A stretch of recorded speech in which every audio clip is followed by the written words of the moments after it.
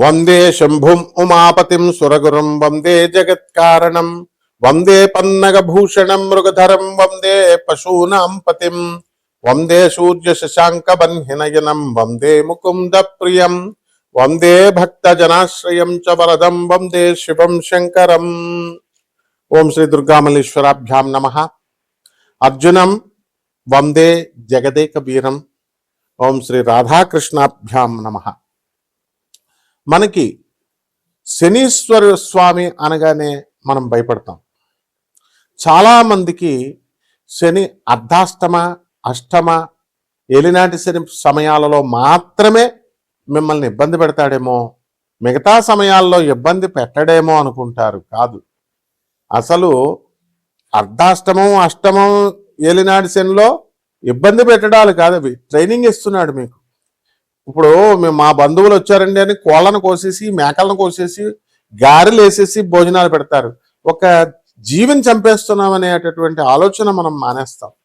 వచ్చినటువంటి చుట్టాలకి మనకు పాపం వస్తుంది, మనం ఈ కోళ్ళని మేకలను కోయడం వల్ల అనేటటువంటి స్పృహ లేకుండా తెగిచ్చేసి బంధువులందరికీ కూడా వాళ్ళని సంతోష పెట్టడం కోసం మీరు కోళ్ళని మేకలు విందు భోజనాలు మంచి మందు కిందు పెడతారు. కానీ మీకు ఏ ఏలినాటి శని ప్రభావం వలన, అర్ధాష్టమ శని ప్రభావం వలన, లేకపోతే అష్టమ శని ప్రభావం వలన పెరాలసిస్ వచ్చినా, లేకపోతే పోలీస్ స్టేషన్లో పడినా, కోర్టు కేసుల్లో వచ్చినా ఈ బంధువులు రారు అని చెప్పడమే ఈ ఏలినాటి శని సమయాల్లో ఈ శనీశ్వరుడు మీకు నేర్పించే గుణపాఠం. మీ స్నేహితులతో మీరందరూ కూడా కాలేజీలకు డొమ్మాలు కొట్టి పిల్లల సినిమాలకి, అలాగే చదువుకోండిరా బాబు అని పంపిస్తే గర్ల్ ఫ్రెండ్స్తో తిరగడాలు, ఎక్కడ పడితే అక్కడికి గుళ్ళు గోపురాలు, ఈ మధ్యన కొత్త బ్యాచీలు తయారైనవి, ఇట్లా రకరకాలుగా వెళ్ళేటటువంటి వీళ్ళందరికీ కూడా ఈ స్నేహితులు నీకు అక్కడకు రారు అని చెప్పడమే శనీశ్వరుడి యొక్క డ్యూటీ ఈ సమయాల్లో. మరి మిగతా టైముల్లో ఏమండి, మాకు అర్ధాష్టమం లేదు, అష్టమం లేదు, ఏలినాటి శని లేదు, మిగతా టైముల్లో శని ఇబ్బంది పెట్టడా అంటే ప్రతిసారి ఇబ్బంది పెడతాడు. అలాగే ఆ ఇబ్బందిలో ఒక క్రమశిక్షణ నేర్పిస్తాడు. మీరు ఎందుకంటే శనీశ్వరుని అంటారు? మీరు అసలు మీరు చేసుకున్న కర్మకి ఫలితం ఇస్తాడంతే.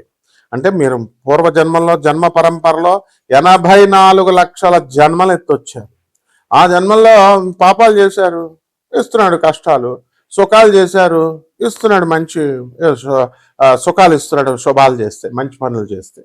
అది అంతేగాని శనీశ్వరుడిని ముట్టుకోకూడదు, శనీశ్వరుడికి అభిషేకం చేసినప్పుడు అస్సలు ముట్టుకోవద్దు, నెక్స్ట్ ప్రదక్షిణాలు చేసేటప్పుడు నవగ్రహాలను ముట్టుకోవద్దు, తర్వాత ఈ యొక్క శనీశ్వరుడు కాలు గడిగేసుకోండి. అభిషేకం చేసిన తర్వాత శనీశ్వరుడికి అక్కడ మందపల్లిలో అయితే ఇంకా దారుణంగా స్నానాలు చేసేసి నల్ల గుడ్డలు అక్కడే వదిలేసి, నువ్వు వేసుకొచ్చిన ప్యాంటు షర్టు వదిలేసి వెనక్కి తిరిగి చూడకుండా వెళ్ళిపోవడం.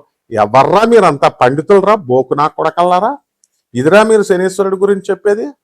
ప్రజలకు ఎలాగూ బుద్ధి లేదు, పామరులకి చెప్పేటటువంటి మీకన్నా ఉండాలి కదా బుద్ధి. అంటే మిమ్మల్ని గౌరవించాలా? మిమ్మల్ని నేను ఇలా పనులు చేసి శనీశ్వరుడిని అవమానిస్తున్నారు. శనీశ్వరుడు ఏమన్నా అంటరాని వాడు అనుకుంటున్నారా మీరు?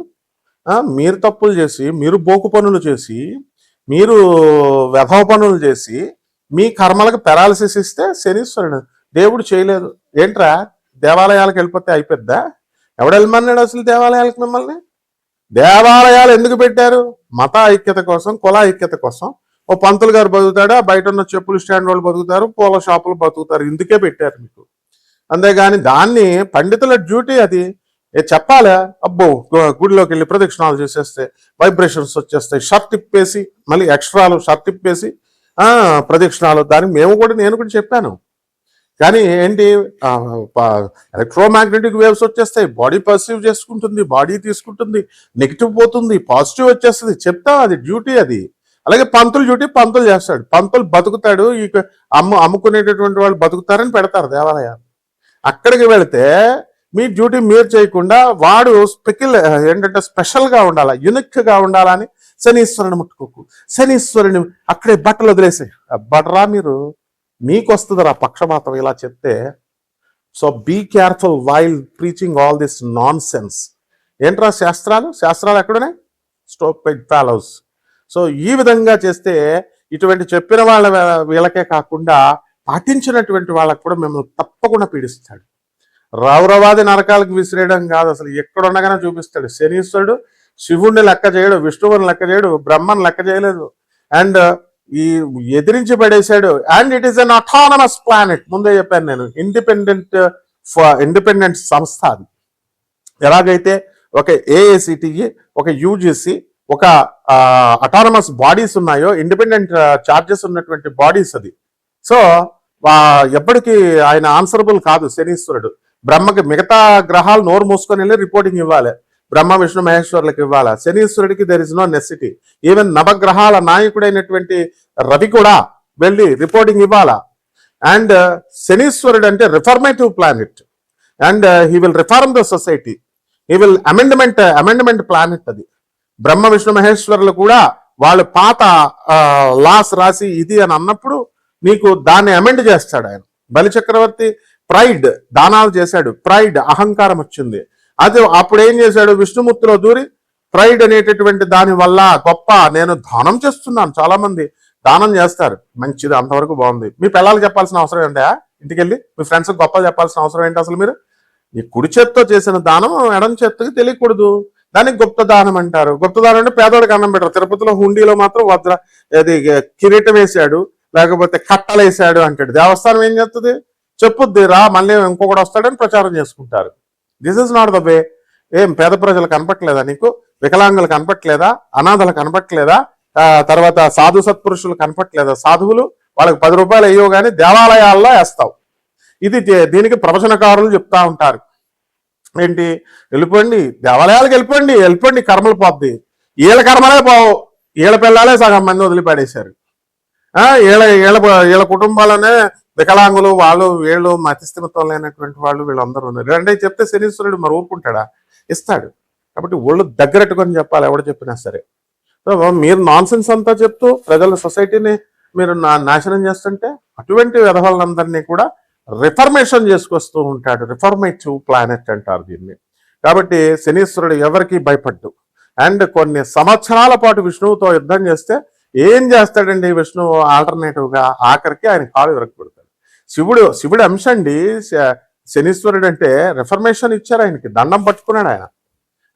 కాబట్టి తోలు తీసేస్తాడు. ఇంకెప్పుడు అలాంటివి కానీ చెప్పకండి, ఇలాంటి నాన్ సెన్స్ అంతా చెప్పకండి. ఇప్పటికైనా తోటి మీరంతా మా గురువులు, మా చక్కగా మిమ్మల్ని పండితులను గౌరవించాలా. If you tell like this definitely I will condemn all this bloody nonsense. ఇకపోతే ప్రజలు శనీశ్వరుడికి మనము జమ్మి చెట్టు చుట్టూ తిరుగు, రావి చెట్టు చుట్టూ తిరుగు, తైలాభిషేకం కిలోంపా వేసేయి, నల్ల నువ్వులు వేసేస్తే సరిపోద్దా? మా గురువు గారు గరికపాటి నరసింహారావు గారు చెప్పలేదా? ఇలా కాదు, చాగంటి గారు కూడా గుప్తంగా చెప్తారు, డీకోడెడ్ లాంగ్వేజ్ లో చెప్తారు. ఇది కాదు నాయన, మానవ సేవ చేసుకోండి, ప్రజలకి సేవ చేయండి. ఇది మన మానవ సేవే అది మనకి నచ్చదు. 2 లక్షలు ఎట్టి హోమం చేసేస్తామంటే ఇచ్చేస్తారు. అది 10 రూపాయలు ఎవరా వికలాంగులకి, అనాథ పిల్లలకంటే ఎవరు చేతులు రావు. సో అలాగే మహాలక్ష్మి తల్లి యొక్క అనుగ్రహం కావాలండి మనకి. మహాలక్ష్మి తల్లి అనుగ్రహం అంటే మనం శుభ్రంగా ఉండడం అంటే బయట సెంట్లు వేసేసుకోవడం, స్నానాలు చేసేయడం, కొత్త బట్టలు వేసేయడం, శుభ్రవస్త్రాలు వేసేయడం, పెర్ఫ్యూమ్స్ వేసేయడం, రూమ్ నిండా పెర్ఫ్యూమ్స్ వేసేయడం, గంటకి దులిపేయడం. చాలా మంది చూడండి ఇళ్లల్లో కడిగేస్తా ఉంటారు, ఎప్పటికప్పుడు సోఫాలు దులిపేస్తా ఉంటారు, గుడ్డ కట్టి ఇలా దులిపేస్తా ఉంటారు. ఓకే, గుడ్ అది. కానీ వాట్ అబౌట్ యువర్ హార్ట్? నీ చుట్టాలు నువ్వు చూసావా? పేదవాళ్ళని నువ్వు చూసావా? అక్యుములేషన్ ఆఫ్ వెల్త్ కాదు, డిస్ప్రపోర్షనేట్ ఆఫ్ అసెట్స్ క్యాష్లో ఇరుక్కుపోతారు మీరు. లంచాలు తీసుకుంటారు.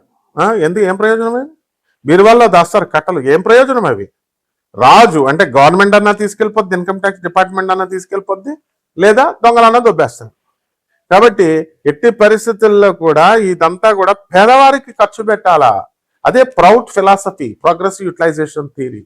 ఆనందమూర్తి గారు ఇచ్చారు, ప్రభాత్ రంజన్ సర్కార్ ఆనంద్ మార్గాశ్రమం గురువు గారు ఇచ్చారు. ఆ కాన్సెప్ట్ మీద వర్క్ చేశాడు doctor Ravi Batra, south Methodist university professor, Texas లో, యుఎస్ఏలో. ఆయనకి నోబెల్ ప్రైజ్ వచ్చింది. కావాల్సి నేను చెప్పింది గూగుల్ చేసి చూసుకోండి. 1993 doctor Ravi Batra Nobel prize winner in economics అని కొట్టండి. అది చేయాలా, అప్పుడు లక్ష్మీదేవి వస్తుంది. అంతేగాని లక్ష్మీదేవి ఎప్పుడు వస్తుందని అయినా చాలా మంది చూడండి వ్యాపారాలు చేసేవాళ్ళు కూడా లక్ష్మీదేవి రావట్లేదండి అంటారు. ఆర్థిక ఇబ్బందులు ఉన్నాయి. నువ్వు పెద్ద ఆఫీసర్ జాబులు చేస్తున్నా సరే ఆర్థిక ఇబ్బందులు ఉన్నాయి. ఇండస్ట్రియలిస్టు ఆర్థిక ఇబ్బందులు అంటే అంటాడు. అరే బాబు, మీ అందరికీ ఆర్థిక ఇబ్బందులు ఉంటే పేదోడు 10,000 రూపాయల జీతంతో బతికేటటువంటి చిన్న చిన్న ఉద్యోగులు లక్షల కోట్ల మంది ఉన్నారు. వాళ్ళకి ఎలా ఉంటాయి? వాళ్ళు అన్నారంటే ఒక అర్థం ఉంది. నీకేంట్రా? నీకెందుకు అసలు ఆర్థిక ఇబ్బందులు? ఇవన్నీ ఎందువలనంటే లావిష్నెస్, లగ్జరీస్, వీటికి అలవాటు పడ్డారు. కంఫర్ట్స్, ఏసీ లేనిదే నిద్రపోరు. ఇంతకుముందు ఏసీ లేనప్పుడు ఏం చేశారు? ఎలా పడుకున్నారు మీరు? ఏసీ లేనిదే కారులో బయటికి వెళ్ళారు, కారు లేనిదే అడుగు పెట్టారు బయటికి. ఇవన్నీ కూడా బాగానే ఉన్నాయి. అక్కడ శనీశ్వరుడు కౌంట్ చేస్తూ ఉంటాడు. కరెక్ట్గా ఎప్పుడైతే పేదవాళ్లకు నువ్వు చేయలేదో పెరాలసిస్ ఇచ్చేస్తాడు. ఎప్పుడైతే నువ్వు పేదవాళ్ళకి చేయలేదో హార్ట్ అటాక్లు ఇచ్చేస్తాడు. చూడండి, కావాల్స్తే మీరు బాగా ధనవంతుల జీవన శైలిని బాగా గమనించండి. పటక్ మన మధ్యలో పోతాడండి 40 రాకుండానే. ఆడెంత పెద్ద క్రీడాకారుడైనా, ఆడెంత పెద్ద సినిమా హీరో అయినా, ఎంత పెద్ద పొలిటీషియన్ అయినా, ఎంత పెద్ద మంత్రి అయినా సరే ఎందుకు ఎగిరిపోతున్నారు?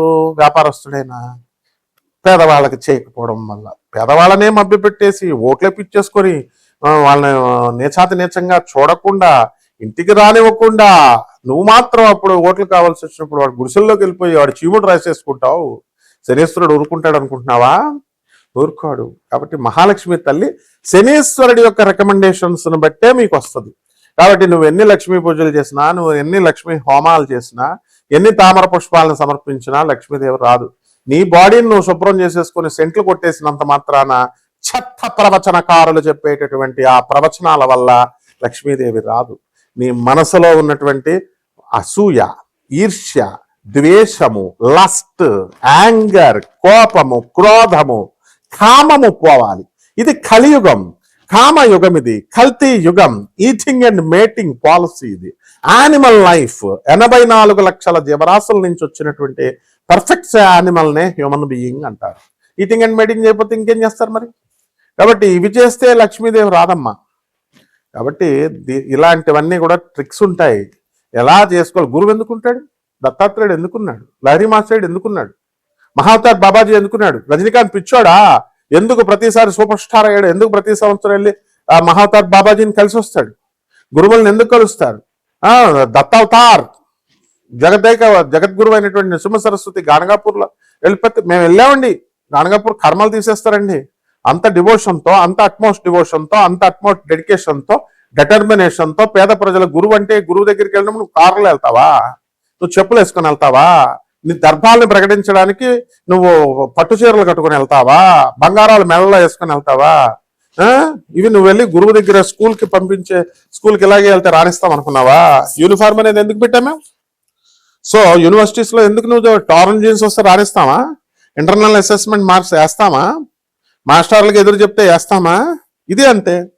కాబట్టి తప్పకుండా ఏ రకంగా వెళ్తే ఈ ద్వాదశ జ్యోతిర్ రాశుల వారికి అందరికీ కూడా ఈ యొక్క 2026 సంవత్సరంలో శనిగ్రహం యొక్క అనుగ్రహము, మహాలక్ష్మీదేవి యొక్క అనుగ్రహము, అదేవిధంగా జగద్గురు అయినటువంటి దత్తాత్రేయ స్వాముల వారు అంటే మాస్టర్స్, స్పిరిచువల్ మాస్టర్స్, వీళ్ళ యొక్క అనుగ్రహం వస్తుందో తద్వారా మాత్రమే నీకు సంపద, ఆరోగ్యము, ఐశ్వర్యము ఇలాంటివన్నీ కూడా వస్తాయి.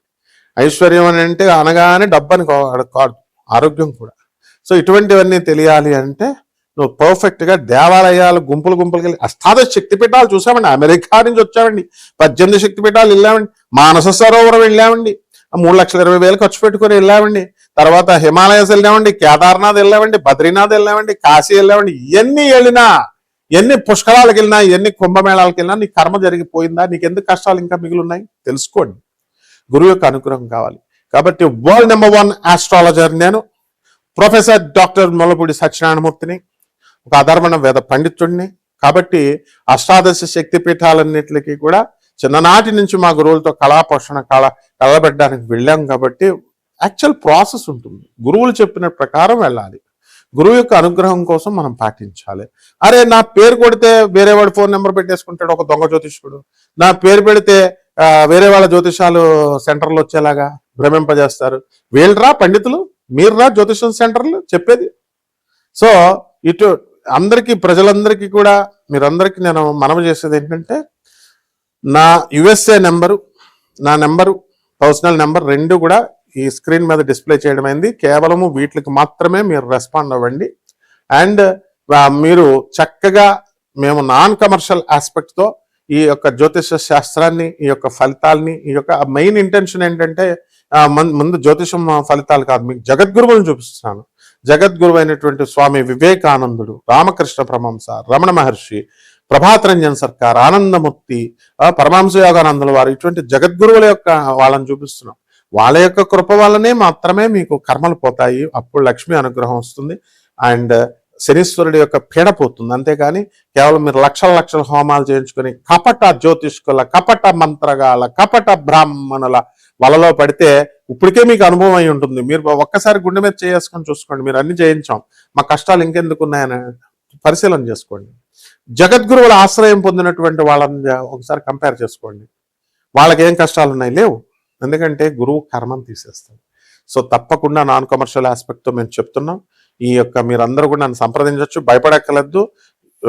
ఇక్కడ ఎలా అంటే క్లాస్ రూమ్ నేను కంట్రోల్ చేయాలి కాబట్టి, ఒక ప్రొఫెసర్ని కాబట్టి నేను స్ట్రిక్ట్ గానే ఉంటాను. ఎవరైతే ఇంట్రెస్ట్ ఉన్నటువంటి వాళ్ళు, నిజంగా జీవితంలో ఎదగాలనుకునే వాళ్ళు మాత్రమే వాట్సాప్ చేయండి, అండ్ డీటెయిల్స్ వాట్సాప్ చేయాలి. నాకు ఊరికే ఫోన్లు కొడితే ఎలా చెప్పండి, నేను ఏమెత్తుతాను?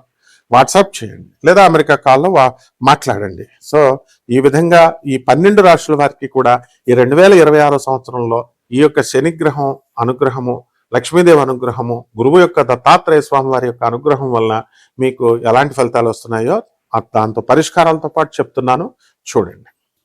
వృశ్చిక రాశి, ఈ వృశ్చిక రాశి వారికి అందరికీ కూడా మనకి అర్ధాష్టమ రాహువు, పంచమ శని, అష్టమ గురుడు ఈ 2025 సంవత్సరం అంతా కూడా జరిగింది. మరి మనకి అక్టోబర్ 18 నుంచి డిసెంబర్ 5వ తేదీ వరకు మనకి ఈ 2025 సంవత్సరంలో అష్టమ గురుగ్రహ ప్రభావం జరిగింది. ఆ తర్వాత నుంచి అంతా కూడా బ్రహ్మాండంగా ఉంటుంది. ఇకపోతే ఈ యొక్క వృశ్చిక రాశి వారికి అందరికీ కూడా మనము ఈ 2026 సంవత్సరంలో అంతా కూడా భాగ్యంలోకి రావడం వల్ల శని యొక్క అనుగ్రహం సంపూర్ణంగా మీకు ఉంటుంది. మీ అనురాధ నక్షత్ర జాతకులు ఎవరైతే ఈ వృశ్చిక రాశి వాళ్ళు ఉన్నారో, అయితే మిగతా నక్షత్ర జాతకులు కూడా మీకు లాభాలు అనేటటువంటి శని ప్రభావం వలన జరగడానికి అవకాశాలు అధికంగా ఉన్నాయి. కాబట్టి ఇనుము వ్యాపారము, ఐరన్ బిజినెస్లు ఇలాంటివన్నీ కూడా బ్రహ్మాండంగా ఉంటాయి. ఆదాయాలు గత సంవత్సరం కంటే ఈ సంవత్సరం అధికంగా పెరగడానికి అవకాశాలు ఉన్నాయి. అలాగే ముసలి వాళ్ళు ఎవరైతే ఉన్నారో అటువంటి వాళ్ళు అనారోగ్యంతో మనం టపిమని ఎగిరిపోతారేమో అని భయపడేటటువంటి వాళ్ళందరికీ కూడా మళ్ళీ వాళ్ళు లేచి నిలబడి కూర్చోంటారు. కోడళ్ళు ఆశ్చర్యపోతారనమాట, ఏంటి మళ్ళీ చనిపోతారు అనుకున్నాం మా అత్తగారు, ఏంటి మళ్ళీ లేచిందని. ఇప్పుడున్న జనరేషన్ కోడళ్ళు ఏంటంటే అత్తలు ఉండకూడదని కొంతమంది అనుకుంటా ఉంటారు. వాళ్ళు సంభ్రమాశ్చర్యాలకు లోనైపోతారు వెంటనే లేచేసరికి.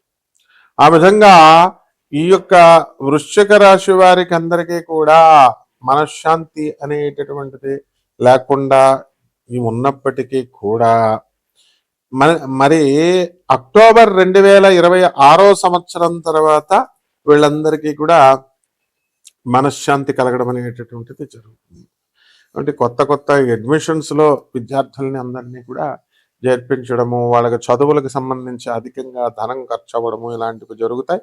ఆదాయం బాగా ఉన్నప్పుడు ఖర్చులు దానికి ఏముందండి, ఖర్చులు కూడా అధికమైనటువంటి ఖర్చులు బంధువులతోనూ వీళ్ళతోనూ మీకు ఖర్చులు అధికంగా ఉంటాయి.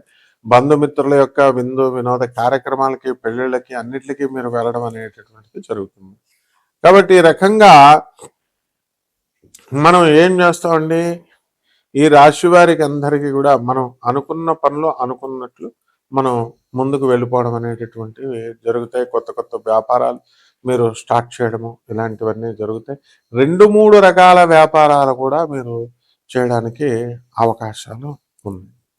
ఈ రకంగా ఈ వృశ్చిక రాశి వారి సంతాన విషయంలో కాస్త ఆలోచన అనేటటువంటిది అధికంగా ఉండడం అనేటటువంటిది జరుగుతుందన్నమాట.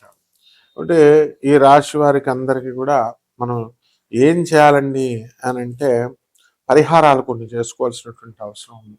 రాహు జపం చేయండి, రాహు స్తోత్రాలు చదవండి, రాహు కిలోంపావు మినుములను ఆవుపేట రంగు ఉన్నటువంటి వస్త్రాలను ఇచ్చి పేద బ్రాహ్మణులకి శనివారం నాడు ఉదయం 8 గంటలకి దానం చేసుకోండి. అలాగే ఈ యొక్క శని జపం చేయండి, శని స్తోత్రాలు చదవండి, శనికి కిలోంపావు నల్లని వస్త్రాలను ఇచ్చి ఉదయం 8 గంటల 5 నిమిషాలకి దానాలు చేయండి. అలాగే రావి చెట్టు చుట్టూ ప్రదక్షిణాలు చేస్తూ శనేశ్వరాయ నమః అంటూ ప్రదక్షిణాలు చేయండి. బ్రహ్మాండంగా ఉంటుంది. శుభమస్తు.